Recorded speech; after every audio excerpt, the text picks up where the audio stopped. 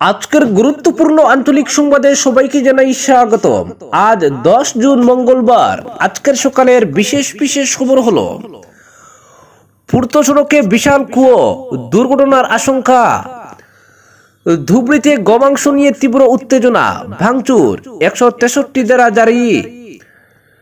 সোনামারি ঘাটে বন্যার জমাজলে ডুবে মৃত্যু শিশুর। হাইলাকান্দিতে 6টি রিলিফ ক্যাম্পে এখনো 814 জন। বিধানসভায় মুখোমুখি হিমন্ত গৌরব, সূচনা গ্যালারি রাজনীতির। রাজ্যের একটি পরিবারের 4 সদস্যের বিদেশি নাগরিকত্ব কেন, প্রশ্ন মুখ্যমন্ত্রীর। 2026-এ কংগ্রেস সরকার গঠন করবে বললেন গৌরব গগৈ। পুশব্যাক চলবেই, বিদেশি শনাক্তের ভার জেলা আয়ুক্তদের দিচ্ছে সরকার। 1951 সালের আইনেই রাজ্য সরকারকে বিদেশি শনাক্তের অধিকার বললেন মুখ্যমন্ত্রী। এবং সর্বশেষ খবরটি হলো, শীঘ্রই বাঁধ মেরামতে হাত না দিলে আন্দোলনের হুঁশিয়ারি কৃষক মুক্তির। এবারে শুনুন বিস্তারিত খবর। পূর্ত সড়কে কুয়ো তৈরি হয়েছে, দেখলে চোখ কপালে উঠার উপক্রম। এ যেন একেবারে মরণ ফাঁদ, কোনো অতিরঞ্জিত বিষয় নয়। বাস্তবে সড়ক জুড়ে একেবারে বিশাল আকার এবং প্রায় 30 ফুট গভীরতা থাকা কুয়ো। দুর্ঘটনা ঘটার আশঙ্কায় বাঁশের বেড়া দিয়ে সড়ক বন্ধ করে রেখেছেন স্থানীয় মানুষ। স্থানীয় মানুষের বিনম্র আবদারে জল সম্পদ বিভাগের পক্ষ থেকে পাশেই চলাচলের জন্য বাঁশের সাঁকো তৈরি করা হয়েছে। এই লোমহর্ষক দৃশ্য রয়েছে লক্ষ্মীপুর বিধানসভা এলাকার অধীন রূপাইবালী জিপির রূপাইবালী হাজারি গ্রাম থেকে হাতিরহাট শেখপাড়া যাওয়ার পূর্ত সড়কে। গত সপ্তাহের বন্যার সময় বরাক নদীর জল চুষে গিয়ে পূর্ত সড়কে কুয়োর সৃষ্টি হয়েছে বলে জানিয়েছেন স্থানীয় লোকজন। এই এলাকা বর্তমানে সুরাই বিধানসভায় অন্তর্ভুক্ত হয়েছে। রূপাইবালী হয়ে হাতিরহাট শেখপাড়া যাওয়ার পূর্ত সড়কের এই দৃশ্য দেখলে যে কোনো ব্যক্তি আটকে উঠবেন। সামান্য আনমনা হলেই ঘটে যাবে বড় ধরনের অঘটন। সম্প্রতি বন্যার সময় এই কুয়োর সৃষ্টি হয়েছে পূর্ত সড়কে। 2 বছর পূর্বে এই সড়কটি সিসি ব্লক দিয়ে তৈরি করা হয়েছে। সিসি ব্লক দিয়ে সড়ক তৈরি করার সময় এখানে একটি কালভার্ট ছিল। সেই কালভার্টের কোনো কাজ না করে উপরে মাটির প্রলেপ দিয়ে সড়ক নির্মাণ করে যান ঠিকাদার, যার ফলে এবারের বন্যার জল প্রবেশ করে সড়ক জুড়ে বিশাল আকারের কুয়ো তৈরি হয়েছে বলে অভিযোগ করেছেন স্থানীয় জনগণ। পূর্ত বিভাগের ঠিকাদারের দুর্নীতির কারণে সড়কের ভয়ানক রূপ হয়েছে। এবার সাধারণ মানুষ চলাচলের জন্য জল সম্পদ বিভাগের পক্ষ থেকে বাঁশের সাঁকো তৈরি করা হয়েছে। অপরদিকে ধুবড়ী শহরে গোমাংসকে কেন্দ্র করে দ্বিতীয় দিনে তীব্র উত্তেজনা বিরাজ করছে।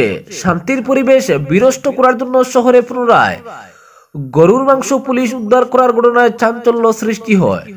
সোমবার সকালে শহরের বেশ কয়েকটি অঞ্চলে ভাঙচুর চালায় দুষ্কৃতীদের মোকাবিলা করতে পুলিশকে টিয়ার শেল ছাড়তে হয়। ঘটনায় জনগণ আতঙ্কে দোকান বাজার বন্ধ করে দেয়। মুহূর্তের মধ্যে ধুবড়ী শহরে এক পর্যায়ে অঘোষিত কারফিউ পরিবেশ সৃষ্টি হয়। এ নিয়ে ধুবড়ী জেলা কমিশনার দীপাকর নাথ শহরের বিভিন্ন ঘটনাস্থলে উপস্থিত হয়ে পরিস্থিতির পর্যবেক্ষণ করেন। কমিশনার জানান, সিআরপিএফ এর সহযোগিতায় কঠোর সুরক্ষা ব্যবস্থা নিয়েছে। কমিশনার জানান, শহরে পর্যাপ্ত সুরক্ষা প্রহরী রয়েছে। 163 বিএনএস জারি করা হয়েছে। পরিস্থিতি ঠিক না হওয়া পর্যন্ত দোকান বাজার, স্কুল কলেজ সব বন্ধ থাকবে। তীব্র উত্তেজনা বিরাজ করছে ধুবড়ীতে। অপরদিকে বন্যার জমাজলে ডুবে মৃত্যু ঘটল এক শিশুর। সোমবার দুপুর 12টা নাগাদ সোনামারি ঘাট 2য় খণ্ডের বাসিন্দা হায়দর আলী লস্করের 10 বছর বয়সী ছেলে তানিজ আহমেদ লস্করের জলে ডুবে মৃত্যু হয়। এদিন বাড়ির অদূরে বন্যার জমা জলের পাশে খেলাধুলার সময় জলে নেমে পড়লে সেখানেই হঠাৎ তলিয়ে যায়। সে হাবুডুবু খেতে দেখে সঙ্গীরা চিৎকার করলে স্থানীয়রা এগিয়ে আসেন উদ্ধারের জন্য। উদ্ধার হয় তানিজ। স্থানীয়রা তার প্রাণ ফেরাতে আপ্রাণ চেষ্টা করলেও ব্যর্থ হন। আকস্মিক এই ঘটনার খবরে ছুটে আসেন তার মা বাবা সহ পরিজনরা। এদিকে খবর দেওয়া হয় রাঙ্গিরখাড়ি পুলিশে।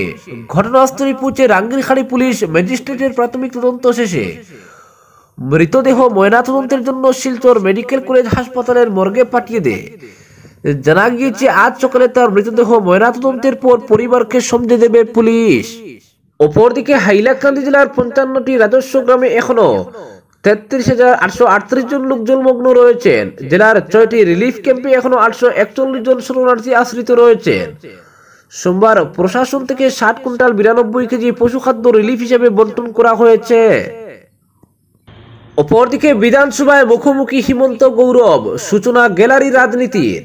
মুখোমুখি হলেন হিমন্ত গৌরব। বহুদিন আসামের মুখ্যমন্ত্রী হিমন্ত বিশ্ব শর্মা এবং আসাম প্রদেশ কংগ্রেসের নতুন সভাপতি যোরহাটের সাংসদ গৌরব গগৈর মধ্যে তীব্র দ্বৈরথ চলছিল, আর সোমবার তা ভিন্ন মাত্রায় পৌঁছল। সেই সঙ্গে রাজ্য রাজনীতিতে নতুন ধারার সংযোজন করলেন গৌরব গগৈ। গ্যালারি রাজনীতি। সোমবার ছিল আসাম বিধানসভার বিশেষ অধিবেশন। স্পিকারের অনুমতি নিয়ে বিধানসভার গ্যালারিতে হাজির ছিলেন গৌরব গগৈ, আর এই গ্যালারি থেকেই তিনি সূচনা করলেন নতুন গ্যালারি রাজনীতির। গৌরব গগৈর পাকিস্তান সফর এবং স্ত্রী সন্তানদের ব্রিটিশ নাগরিকত্ব ইস্যুতে বহুদিন ধরে গৌরব গগৈকে তীব্র আক্রমণ করেছিলেন মুখ্যমন্ত্রী। কম যাননি গৌরবও, পাল্টা দেন তিনিও। সোমবার আসাম বিধানসভার বিশেষ অধিবেশন উপলক্ষে মুখোমুখি হন দুইজন। হিমন্ত ছিলেন তার নির্দিষ্ট আসনে, গৌরব ছিলেন নির্দিষ্ট গ্যালারিতে। আর এই অবস্থাতেই গৌরব গগৈর পরিবারের 4 সদস্যের বিদেশি নাগরিকত্ব নিয়ে সরব হন মুখ্যমন্ত্রী হিমন্ত। অধিবেশন চলাকালীন নাগরিকত্ব ইস্যু নিয়ে বক্তব্য রাখতে শুরু করেন AIUDF বিধায়ক হাফিজ রফিকুল ইসলাম। এতে চটিলাল হিমন্ত গৌরব গগৈর পরিবারের 4 সদস্যের বিদেশি নাগরিকত্ব নিয়ে প্রশ্ন তুলেন। মুখ্যমন্ত্রী বলেন, নাগরিকত্ব যদি এতই সম্মানের বিষয়, তাহলে রাজ্যের একটি পরিবারের 4 সদস্যের বিদেশি নাগরিকত্ব কেন? সে সময় বিধানসভায় উপস্থিত ছিলেন কেন্দ্রীয় জলপথ পরিবহন, জাহাজ এবং বন্দর দফতরের মন্ত্রী সর্বানন্দ সোনোয়াল। তিনি এই বিধানসভায় এই তুমুল বাকবিতণ্ডা চাক্ষুষ করেন। মুখ্যমন্ত্রীর সমালোচনার জবাব দেন গৌরব গগৈও। তিনি বলেন, রাজ্যের মানুষ একটি পরিবার দেখে ভোট দেবেন না, রাজ্যের জ্বলন্ত সমস্যাগুলি দেখে ভোট দেবেন। প্রদেশ কংগ্রেস সভাপতি দৃঢ় প্রত্যয় ব্যক্ত করে বলেন, বিজেপির আইটি সেল তাকে এবং তার পরিবারকে নিয়ে যতই ট্রোল করুক, 2026 সালের বিধানসভা নির্বাচনে রাজ্যে কংগ্রেসই সরকার গঠন করতে পারবে। কারণ রাজ্যের মানুষ সবকিছু বুঝতে পারছেন, রাজ্যের মানুষের আর কিছু বুঝতে বাকি নেই। কংগ্রেস সরকারে এতে নতুন আসাম গঠন করবে। আসামের বিভিন্ন জ্বলন্ত সমস্যাগুলি সমাধানের জন্য কংগ্রেস এখন থেকে পরিকল্পনা শুরু করেছে। অপরদিকে পুশব্যাক চলবে। বিদেশি শনাক্তের ভার জেলা আয়ুক্তদের দিচ্ছে সরকার। বিদেশি শনাক্তকরণ এবং বহিষ্কারের ভার জেলা আয়ুক্তদের হাতে তুলে দিতে চলেছে সরকার। 1950 সালের দি ইমিগ্রেন্টস অর্থাৎ এক্সপালশন ফ্রম আসাম অ্যাক্ট কার্যকরী করে রাজ্যে ওই ব্যবস্থা চালু করা হবে। বিধানসভায় স্পষ্ট করে দিয়েছেন মুখ্যমন্ত্রী। তার দাবি, জীবন পেরিয়ে যায় কিন্তু বিদেশিদের বিতরণ করা সম্ভব হয় না, তাই পুশব্যাক প্রক্রিয়া ত্বরান্বিত করতে হবে। ইতিমধ্যে 303 জনকে বাংলাদেশে পুশব্যাক করা হয়েছে, আরো 35 জনকে প্রস্তুত করে রাখা হয়েছে পুশব্যাকের জন্য, জানিয়েছেন তিনি। আইনি বিচারে ঘোষিত বিদেশিদের সীমান্তে নিয়ে গিয়ে পুশব্যাক করা হচ্ছে গত কিছুদিন ধরে। অমানবিক এই পুশব্যাক নিয়ে নানা প্রশ্ন উঠেছে। আদালতের দ্বারস্থ হয়েছে ভুক্তভোগীর পরিবার।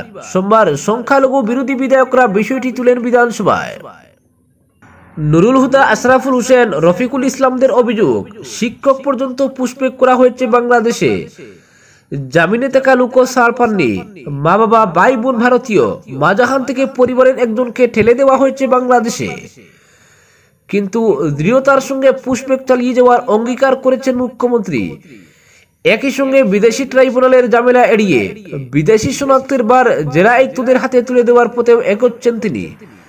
তাই বিদেশি শনাক্তের প্রক্রিয়া গতি আনতে 1950 সালের দি ইমিগ্রেন্টস অ্যাক্টকে সামনে নিয়ে এসেছেন মুখ্যমন্ত্রী। বিধানসভায় বলেন, সুপ্রিম কোর্টের সাংবিধানিক বেঞ্চ আসামে বিদেশি শনাক্তের জন্য 1971 সালের 25 মার্চকে বহাল রাখার পক্ষে রায় দিয়েছে। আমসু, কংগ্রেস সহ সকল স্বাগত জানিয়েছে সেই রায়কে।